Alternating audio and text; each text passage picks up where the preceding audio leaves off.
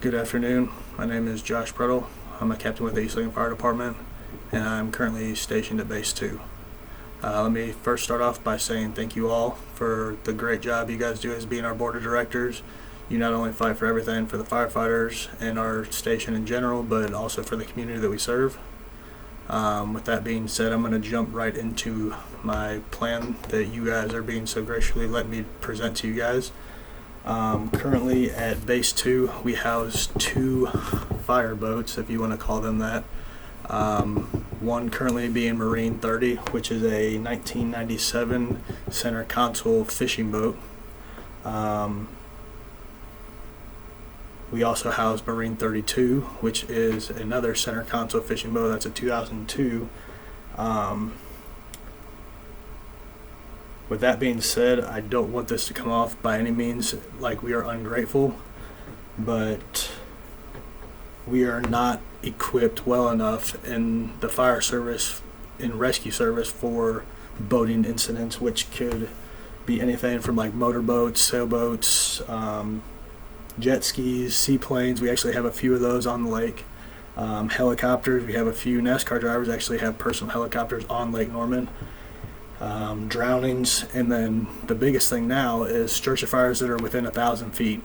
I also work for Huntersville Fire Department part-time, and they actually have a fire boat with a pump that is capable of sending water from the lake, which is an endless supply of water, to fire trucks or however they need to pump water to that specific fire. In the rescue aspect, currently Marine 30 and 32 both are equipped with Hummingbirds, which is more so like a advanced sonar, if you will. They're very similar to what fishermen use for finding fish and all that kind of stuff. They do work very well. We have had luck with body recovery and everything with those, but neither of them, Marine 30 or Marine 32, have any sort of firefighting capability. We do have the capability to find a person who drowns or something like that, but there's no rescue aspect behind that as well. It's more of like a recovery job instead. We do currently have different departments, and I know mutual aid is very important to everybody around us, surrounding counties and everything. Sherrills Ford does have their own fireboat. Denver does have their own fireboat, but I think with the community that we serve, East Lincoln Fire Department, our district, with the amount of people and the backing that we have, I don't think anybody would have an issue with us possibly getting an actual fireboat, and plus it will be beneficial to the citizens that we serve. We are East Lincoln Fire Department, correct? Again, I'm not saying we are ungrateful by any means. The wonderful equipment and apparatus and everything. I know we just got 3 brand new engines. We'll have a 4th one coming very soon. Those are all needs, and I'm currently presenting this to you guys based on a need for our fire department and the stats that I'm going to show you shortly. The pamphlet I handed out at the beginning will also give you some stats that most of the graphs and everything like that will show you. So in the last 5 years I've worked here, there's been tremendous growth in the area. Denver in general has not only grown the surrounding area, but also with Lake Norman being a very large attraction throughout North Carolina and even other states. I mean, I used to live in Ohio, and I've come down here. That's how I actually moved down here. I really enjoyed coming down here for the lake and all that kind of stuff. So with the tremendous growth, that obviously brings more people. More people will come here, whether or not they come for the lake life or not. They're coming to visit, go out on the boats. They can rent pontoon boats, rent jet skis, do whatever out on the lake, which brings more incidents for especially people that don't do it very often or don't even know how to operate a boat or a jet ski or anything like that. Like I said, with the pamphlets, there's information gathered from the Lincoln County Taxation Department and Lincoln County GIS, along with speaking to Miss Christine Anderson, who is the GIS administrator, who actually put a lot of this information together for me. If you guys want to look at your pamphlets that I handed out, as seen in Table A, East Lincoln Fire Department covers 35.92 square miles and a population of about 20,000, which increases during work weeks and even more so on weekends when the citizens in our district have family and friends over for party or late days or whatever. The biggest thing for that is 35% of our district is located on Lake Norman itself. In Table B and C, you can see the commercial makeup, which is all of the makeup of residential and commercial makeup in East Lincoln Fire Department. So if you look from the difference between B and Table C, C shows all of the commercial and residential housing markets within 1,000 foot of the shoreline. As I explained earlier, the shoreline within 1,000 feet, it actually the fireboat being a water source will actually cover the insurance ratings and everything for that specific area if it's 1,000 foot within the fire or the shoreline. I'm sorry. In Table D, which shows our current tax assessment, this being reassessed currently, but East Lincoln Fire Department covers over $3 billion in tax value, which is significantly more than pretty much anybody around us, including Denver. Even though they are on the lake as well, their tax value is not as high because we have a lot more commercial area, which brings in a lot more tax revenue and everything. So of that $3.2 billion, there is $1.1 billion of our district that is within 1,000 foot of the shoreline. So, as seen in Table E, there is East Lincoln Fire Department's district right here.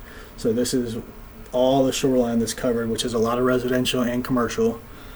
So my plan, and I know this has been presented before and it's never been shut down by you guys, but we just haven't had the right information and everything to go along with it. To solve this, East Lincoln Fire Department purchases a actual fireboat with fire suppression capabilities, with other rescue and firefighting aspects. I put together some information regarding a new fireboat in your pamphlet, which we'll go over shortly. And we have looked and spec'd out with a few different companies which provide the service of building the fireboat itself, and they'll be able to provide us training and how to work the boat for all the new guys that pretty much have never been on a boat, or if they have been on the boat, show them all the new technology, how to operate. It's going to be a different animal than just a regular boat that you would just go out on and for fun, I guess. Like I said, we spec'd out a few different companies. The biggest one that we spec'd out and had the most success with was a company called Metal Shark boats. They have production facilities in both Alabama and Louisiana. As seen in the pictures right here in Table G, this is a current spec of the boat. Metal Shark boats, as they say, they specialize in many different types of boats, but mainly government, military, and police and fire boats.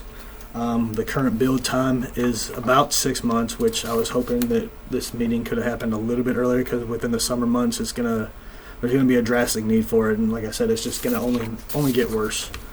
With the purchase of a fireboat with the fire suppression capabilities, it also covers our district within 1,000 foot of the shoreline, as listed in Table C. The purchase of a fireboat with the fire suppression capabilities also will reduce the citizens in our districts, their insurance, that live within 1,000 foot of the shoreline, which currently do not have hydrants. That's a huge thing. I mean, just that little bullet point presented to anybody that had any sort of question or not really interested or wanting to spend more money than we need to. If you present that to them and say their insurance rating is going to go down drastically just because we have a fireboat, which is an investment in the beginning, but in the long run, it's only going to benefit the tax or benefit the citizens, which of the tax value and everything. The current spec that was done was made possible by a committee that was put together by the deputy chiefs and captains. The boat would be capable of fire suppression along with rescue capabilities. The spec shown in Table G also shows what the layout and current equipment, with all the bells and whistles, obviously. I know we just purchased 3 new engine companies. I'm aware of the costs along with those. With our third station being built and then throwing in a new fireboat, it's a lot of money being spent and everything. It's crazy, but we do currently have money in our budget for this. I spoke with Chief Tinch, and with all the equipment needed to add on to the boat, we're currently, the approximate cost is about $600,000 for the boat, and then an additional $50,000 for equipment to fully equip the boat, and that's everything that would be needed to put it in service. Obviously a little bit of training and all that kind of stuff, and with training comes a little bit more cost because you're going to be spending more money in fuel and all that kind of stuff, but obviously the fuel costs will go down later with training after the first 6 months or so, after everybody's been through training and we're not going out and training every single day trying to learn every aspect of the boat. But not only does this solve the problem with no fire suppression capabilities on our boats, but the incidents will also benefit the community in the long run. And I also, before we finish, I just wanted to kind of go through this little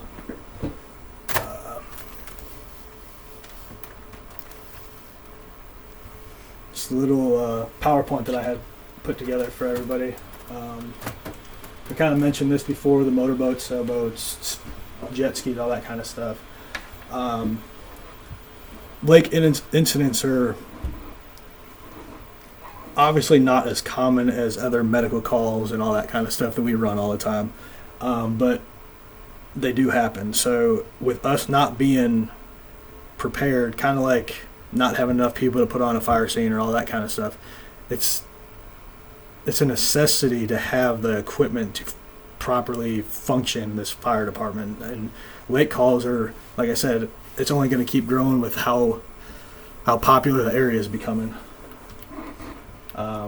Obviously, man dies in tubing accident. That happens often. That happened, I want to say that happened 2 years ago or a year ago.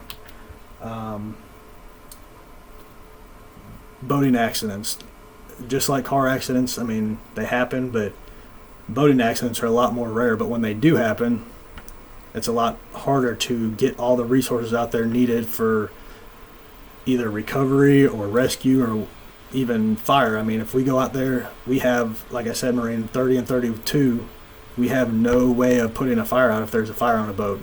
I mean, we can bring a small little extinguisher that we have on there now, but that's not going to do very much. Like I said, this is currently Huntersville Fire Department's boat. It is an older boat, but back here there's actually a pump, and then there's nozzle up front. This is a movable nozzle that actually is the fire suppression capability for that boat. This was a wreck that was just ran probably a year or so ago. It's obviously a fishing boat that T-boned a pontoon boat. Say that caught fire. What can we do with our 2 boats that we have now? All we really can do is put the people that hopefully are still alive into our boat and take them to shore and let someone else handle the incident. There's another diving accident, and that is a house on the lake that caught fire. Now, if this is the backside of the house, that's the road out there. If they don't have hydrants, which is a lot of houses in our district that live on the lake, some of the houses are off the road and all this kind of stuff, and even 1,000-foot driveways. I mean, that's a long way. But if they have the lake right here, and the fireboat can supply either the fire truck up here with a supply line, or they can put water on the fire there, it would be greatly helpful. As you can see, this is our current fireboat. These are just the numbers that we kind of went over already. This is the Defiant NXT, which is the one we spec'd. It's a 32-foot fireboat.